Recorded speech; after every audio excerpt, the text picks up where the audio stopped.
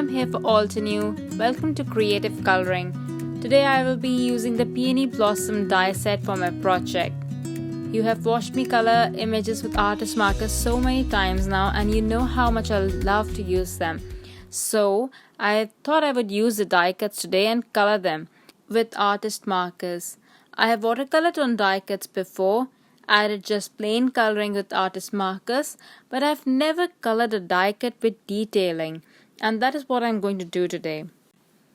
So I will cut a bunch of die cuts for one flower out of Crest Solar White cardstock, and I will be using the artist markers in shades of purple to color the petals, starting with R705, which is Midnight Violet and the darkest color in the purple family. Now I will color the first petal at a relatively slower speed so that you can get an idea how to go about it. I will skip a couple of petals in between. As you can see, the notches are already there on the die cut as guides for where to add shadows. This is where I will add the darkest color, Midnight Violet, then blend it out with deep iris, extending the lines, moving towards the flower center. You can see the color codes on the screen as I place the caps there, but just in case I will tell you that I'm going from darkest to lightest. I always go from dark to light when I'm using artist markers. This works for me. I'm still new to alcohol markers, so I like to stick to this routine of adding the darkest color first and then moving on to lighter shades. This helps me blend the colors better, and I always go back in with the tip-to-tip method to add depth if I need to. I will also add the darkest color next to the flower center and then blend it out with lighter shades.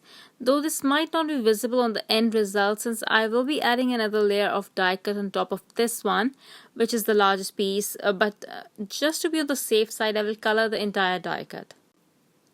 So I'm starting from the edge of the petal and moving towards the flower center. Then I lay in color next to the flower center and move towards the edge of the petal. I'm coming from both the sides to meet in the middle. I will do this for every petal. I will blend this all out with the lightest color, that is soft lilac.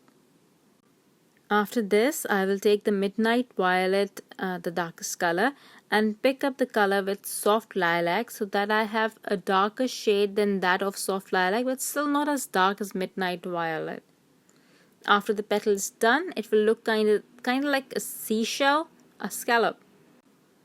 Then I will color the smaller flower layer in the same manner. For the flower center, I will use the colors from the Summer Afternoon Artist Markers set, except for paperback. That's the one color that I'm not using. For the leaves, I will use the Green Fields Artist Markers. I will start with the darkest color, Evergreen, adding it to the notches, building the veins and midrib with a very light hand. Then blend it out with Forest Glades, which I will further blend with Red Leaf. Just listen to some music. I'll be back in a bit.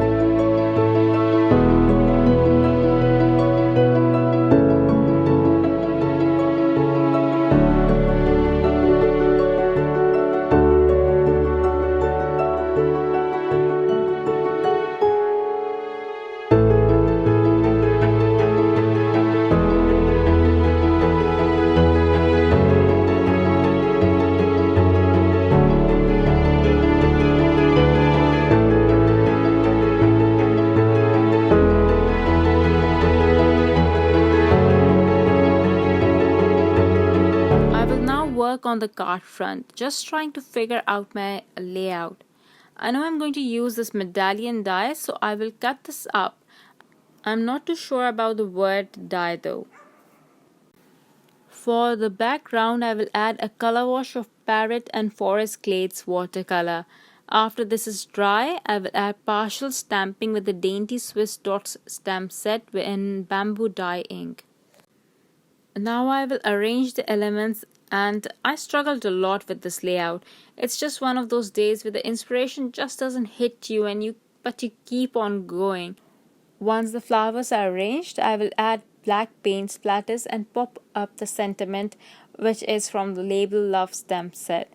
It shows that I have completed the card, but something was bothering me, so I switched the place of the altered medallion die cut off camera, and it looks a little better to me now. I hope you enjoyed the video. That is all for today. Thank you very much for watching. Bye.